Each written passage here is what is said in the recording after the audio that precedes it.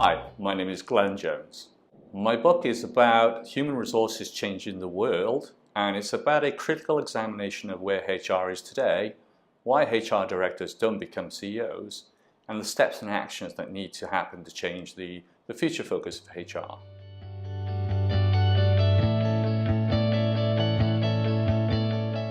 So Mary Barra is a great example of somebody who did become a CEO and is still with General Motors today.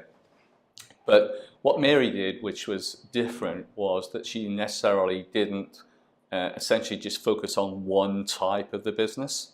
She started off life in technology, she moved into HR, she got a great appreciation for what HR meant, but she also had the business bent and the passion for the business to then translate that into a CEO level position, which meant that she was able to not just think about the commercial, not just think about marketing and sales, but she had the people awareness as well as that in a bag of tricks, which meant that she was able to actually sort of create something different.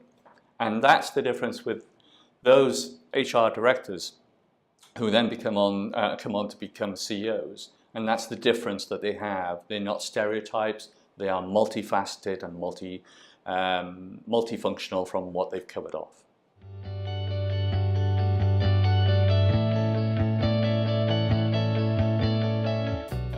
It's a great question, and for me, yes and yes is the answer. Yes and yes, because ultimately the stereotypes that are out there in HR tend to follow the same model, and we do need to unfortunately look at what HR directors' behaviours, skills and competencies are. And in the book I talk about this at great length, where I had a look at the core behaviours and commitments or competencies of great CEOs.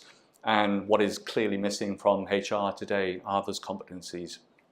And also, I think, from a point of view of the glass ceiling that exists in HR, we need to remove that and actually sort of celebrate those HR directors who have become CEOs and make them available to those HR directors who have aspirations, if they're out there.